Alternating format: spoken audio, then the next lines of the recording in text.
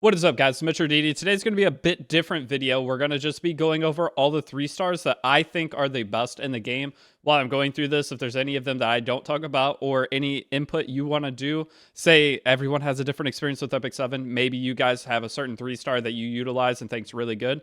Comment down below and tell me, or like tell everybody, not just me, why you think they're good and a character that make a case for them. See if you can sell them and see if maybe other people would want to try them.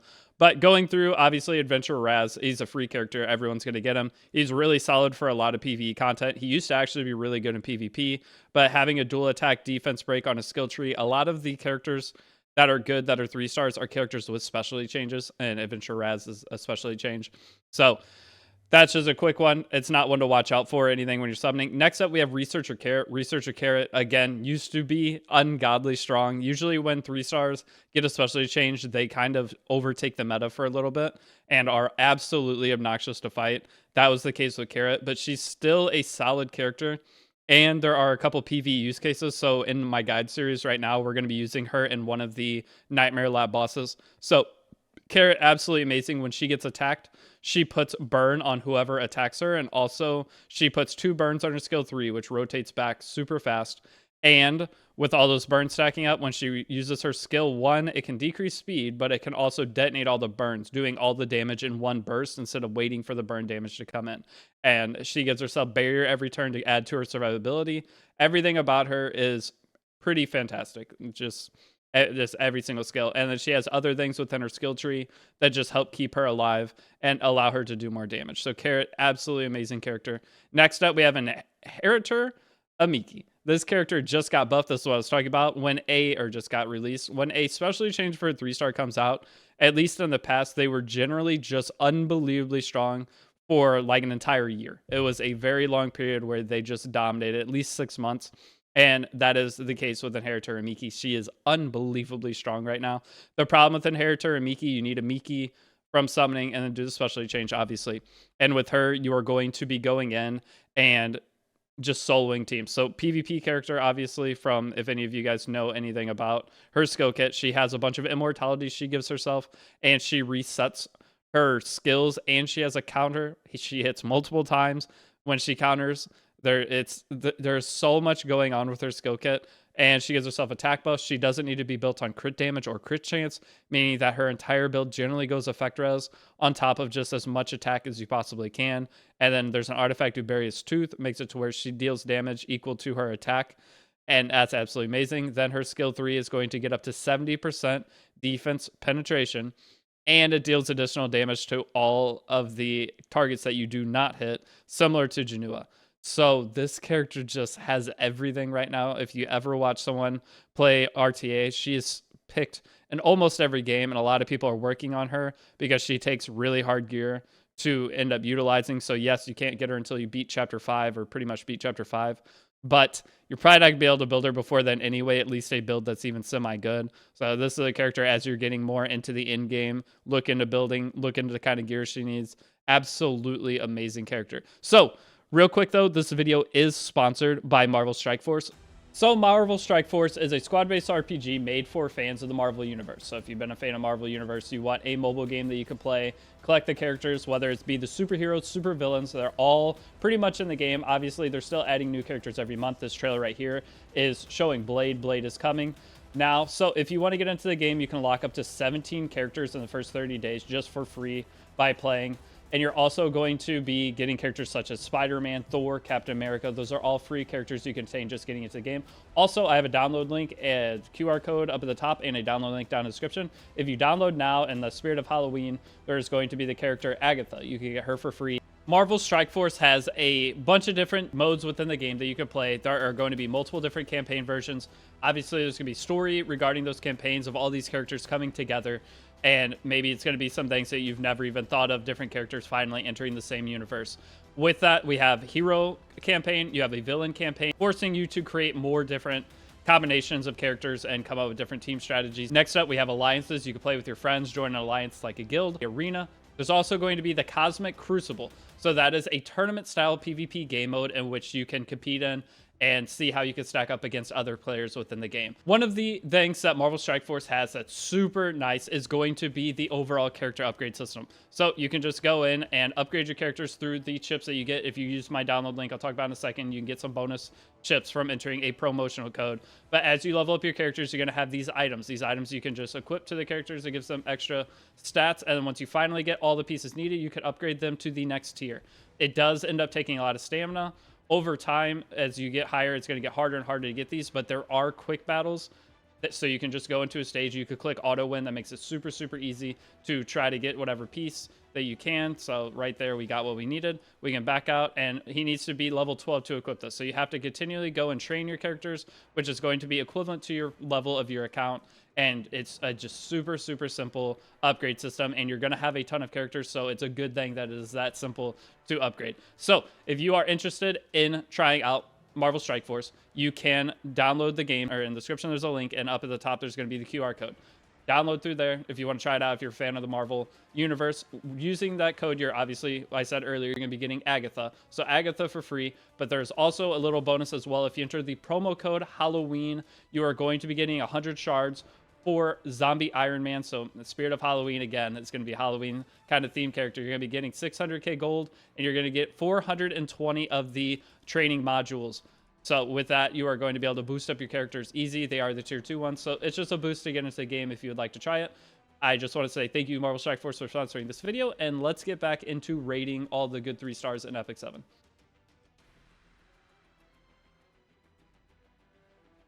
All right, now that we're back to the video, one of the best characters that you can possibly get as a new player, it's almost worth re-rolling until you get this character in your initial summons. That's how important it is. It is Mui. So the usual progression of Epic 7 is get your Wyvern 13 team built, and Wyvern 13 will be your first farming for new gear, and all of Wyvern gear gives you additional stats on all your abilities, or all of your builds. So you either get extra speed from speed set, you get extra crit from crit set, hit set, you get extra effectiveness. So all of the sets from Wyvern give you additional stats, which makes it one of the best things that you could possibly farm in the game forever. And I would say once you get into in-game PvP, at least 90% or higher of all of your builds will be on speed set. So speed set is just the general go-to, get your account stabilized and then start moving into other content. And this character is the king of that. Okay, this 3-star, once he released, completely reshaped the entire meta of early game. So with Mui, he's going to have a defense break, and he also increases his own attack, so he allows himself to deal more damage.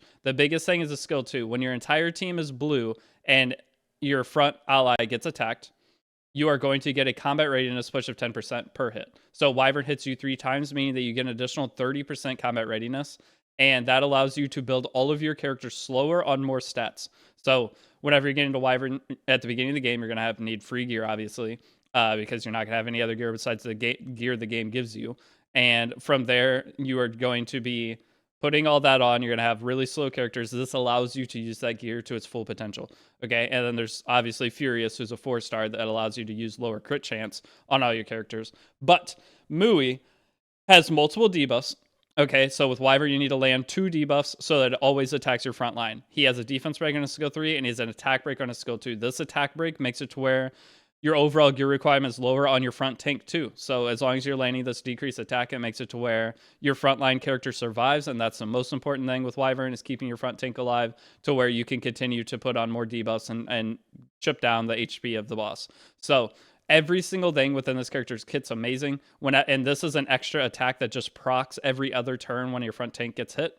So you are constantly reapplying it as long as there is 15% in the game, but Mui is absolutely probably the best early game 3-star that you could get in terms of importance. And then he has bleeds on a skill 1, so it's only on a 50% chance whenever you fully skill it up. But the damage is okay on him. Obviously, you can run him at 5-star and never 6-star him. It'll work for Wyvern for the eternity of your account. But this extra bleed just gives you a little bit more consistency within Wyvern as well. So this character is, if you've watched my guide series and me struggling to pull them, it's a pain.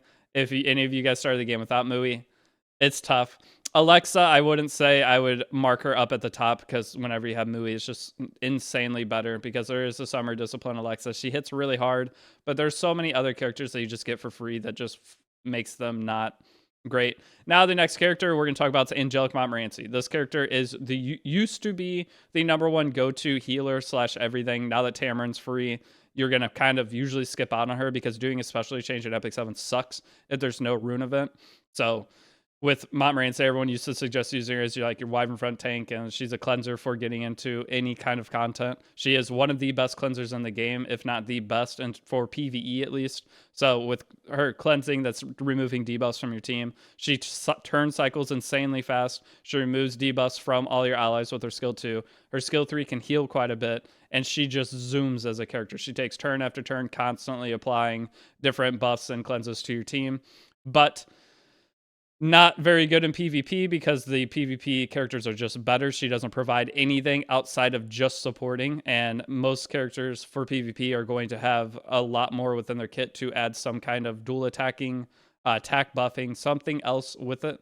This does give immunity, which is nice. The only time you see Montmorency really played in higher level PvP is in tournament play when there aren't any other, because there's pre-bans. She'll come out when every other cleanser style character gets pre-banned.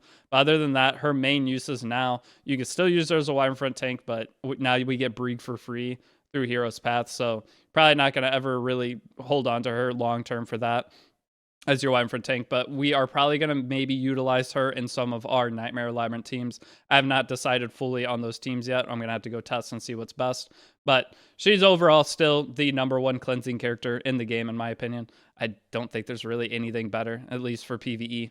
Okay, so next up, we have Silvertide Christie. This character gets a minor mention. She gives your backline character effect resist, so giving them effect resist can make it to where they do not get debuffed, which is fantastic. So Christie, she also combat readiness pushes your team up. She could be used in a semi anti-cleave style PvP. I would never use this for PvE personally, but she does give attack buff and she keeps herself alive overall. She gives herself a healing and all that. But with her background, so she protects the back character and gives them the boost of 50% of her effect res. So you build her on 300 effect res.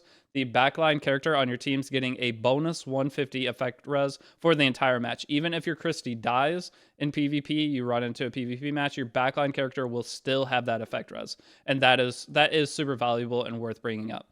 Okay, so the next character to watch out for, though, is Loka. This is a fantastic character, and I think there'll be more content over time that comes out that makes this character even better.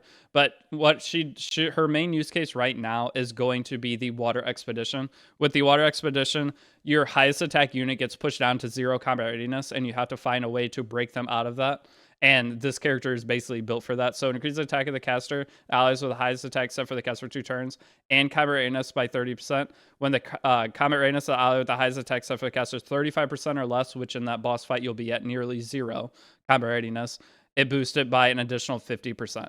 Okay, so you're getting 80% combat readiness boost on that backline character and make it to where they're actually going to get turns. It's super, super good. And she's a 3-star character. And she also has decreased attack and speed, which is great for expeditions. And she also has decreased defense. So everything about her kit is just screaming PvE. And she was actually really usable in one of the newest, what are they called? What's the content called? Hold on. I got to go look. Hall of Trials. There we go. She was using one of the Hall of Trials because one funny thing about her is she has an insane multiplier on her skill 3. It's like an unbelievable multiplier. So Lilka, definitely try to hold on to her. 1 copy of her at least. One other character that I may have passed up earlier, oh no, this is where I was, is Camilla. So Camilla, she is a free connection character now. As long as she has attack buff and she uses her skill 1, she will dual attack with the character you have with the highest attack. Absolutely amazing. She has a decreased defense with skill 1 as well. This is one of the expedition. You can use her in 3 or 4 of the 5 expeditions. Absolutely amazing. You can use her in a couple of your other teams as well. You could probably use her in your A13 team. You could use her in your Golem team. She could just be used like everywhere. She's used in one-shot comps later on. This character is absolutely amazing. Her skill 2 increases the attack of everyone on your team and then grants an extra turn to her. Then her skill 3 doesn't really do much of anything, I'll be honest. So usually in-game, once you get Camilla properly all built up and all your characters on proper artifacts and everything, a lot of times you run her with the skills off. So once you run her with skills off, you don't have to worry about ever. You're always going to be dual attacking as long as you have another character putting up constant attack buff on your team. Super, super good character. for everything. Except for PvP. I mean, some people have seen success with her in PvP too, which is hilarious. So the last couple of characters are going to be Arrowell. Arrowell is a free tank, and there is a specially changed for it's Unbound Knight Arrowell. This character gives Escort to herself, which is just free Aureus, but like a better Aureus, which Aureus is an artifact that takes damage taken from other allies and puts the damage on the tank instead. So it's going to receive 30% of damage suffered from all allies. That just gives your team an insane amount of survivability. So Arrowell will always be really strong. She comes in and out of the meta constantly as to like one of the best tanks, and she has a stun on her skill 3 and puts up a massive barrier for your team. So just these two skills alone just make her amazing as a tank, and you could put her on Adamant Shield to reduce the crit damage that you take on your team as well. Some people put her on Holy Sack to have a revive when she dies. She comes right back, and she has a chance to strip on her skill 1 too, so you can be constantly getting rid of some buffs along the way.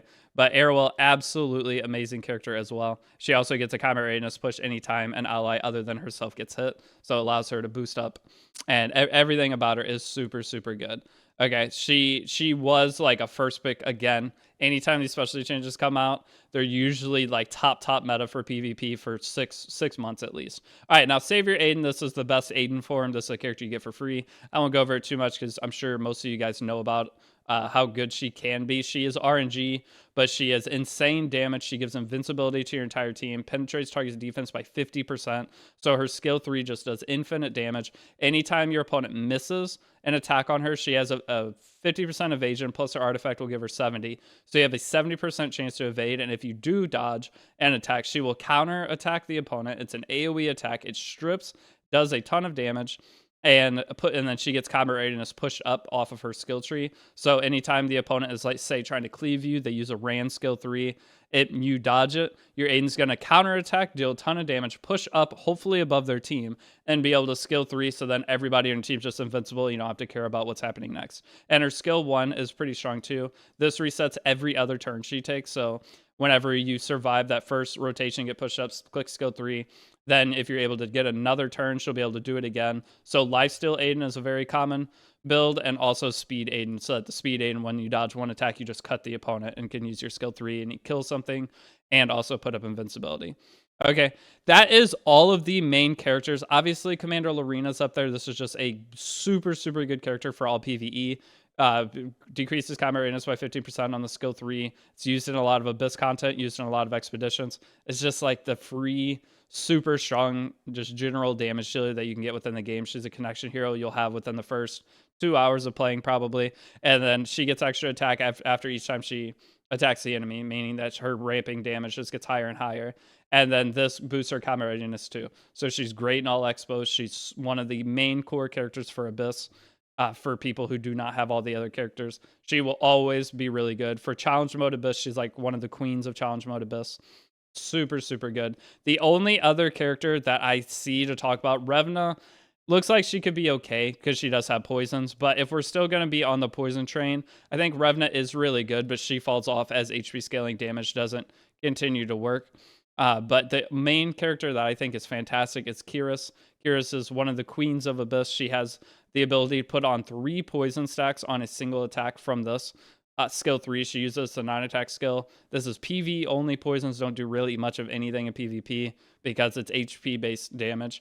And there's a bunch of floors of Abyss that as you're landing poisons, it's unbelievably strong. This is a character that will hard carry you through, say, Abyss 92, Abyss, I think it's 101. And there's a couple, or yeah, I think it's 101. There's a couple really, really good stages that are really, really weak to Kiris. So Kiris, she can also extend poisons. Super, super strong. Always will be like kind of up there as one of the queens of going through Abyss content. So that is my take on the 3 stars. If there are any 3 stars that say you guys use, or maybe you think I missed one that I should talk about, comment it down below and explain why. Because I want people to be able to watch this video, see my take on the characters, and then go in and maybe read some of the comments and see what some of the community thinks. I'm also going to be doing this for 4-star characters. And then I don't think I'll do it for 5-star characters. If I do, I'll break it into like smaller videos. But let me know what you think of how I should do these. It's just kind of a different video just for people who are getting into the game. Maybe they know now to watch for Loka. Try to make sure if you summon a Loka, you don't end up selling her. Obviously, you should be keeping one of every character anyway. But maybe hearing about some of the extra use cases for some of these characters that you might not have originally thought of or even read their skills because here's a 3-star, you didn't care. But that is all I have for this video. Again, thank you Marvel Strike Force for sponsoring this video. There is a download link in the top QR code and down in the description. You can download through there. It's been Mature Deity, and I will see you all in the next video. Peace out.